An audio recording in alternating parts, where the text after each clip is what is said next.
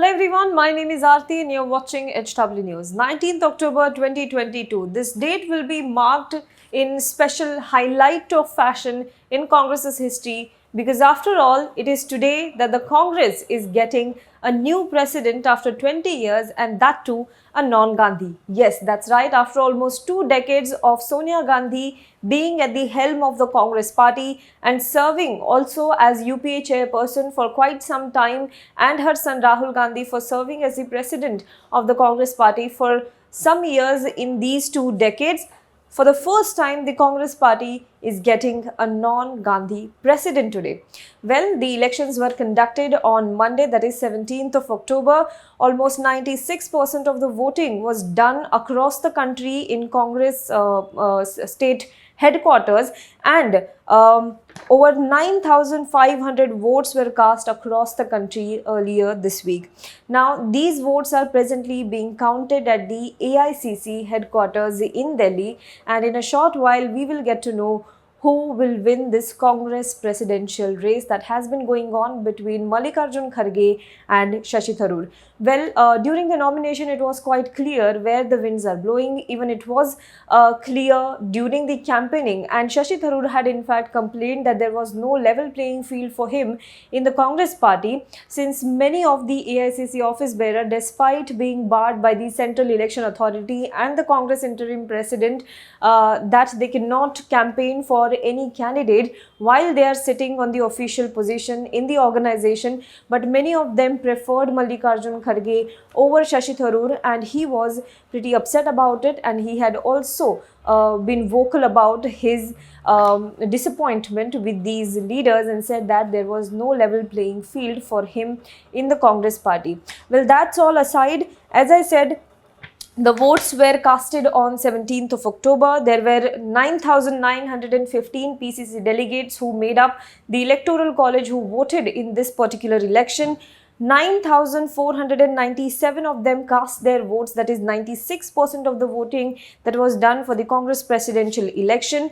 Several in 87 ballot boxes or 87 polling booths were set up at the AICC, and 50 were set up at the Bharat Jodo Yatra campsite. We also saw visuals of Rahul Gandhi casting his vote, standing in the queue and casting his vote at a mobile, you can say, election booth at the Bharat Jodo Yatra campsite.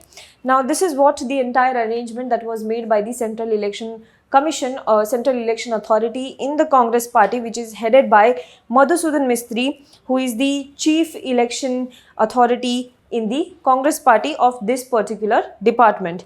Now, counting of votes has commenced at the AICC headquarters. All the ballot boxes were brought to Delhi yesterday, and these ballot boxes were kept in a strong room. Today, these ballot boxes are being opened and the votes are now being counted. Several top leaders of the party from Rajasthan, from Chhattisgarh, from across the country are also now flying to Delhi in anticipation of the result, to know who will be the next president of the Congress party, because that decision, this result, will also have a lot of repercussions on things to come, elections to come as well. But ahead of the counting of votes in the election for the new Congress president, Salman Soz, who is the election agent for Shashi Tharoor, who is a member of the Shashi Tharoor camp, has written a letter to Madhusudan Mistry claiming that there was a violation of polling norms. He has said that we don't write love letters to the Central Election Authorities, don't want to get into the specifics as it is an internal matter and that would be inappropriate, but we have been in constant touch with the party's Central Election Authority to flag our concerns. He has said that there has been some issue with the ballot boxes and said that there were certain violations of polling norms. This comes just a few hours ahead of the declaration of result. As I said, Shashi Tharoor had also previously complained about the absence of a level playing field for the both of the candidate, and the CEA had barred the office bearers of the Congress party to campaign specifically for one candidate, but several members across the country, several office bearers across the country, after this announcement by the CEA, resigned from their post and campaigned especially for Kharge.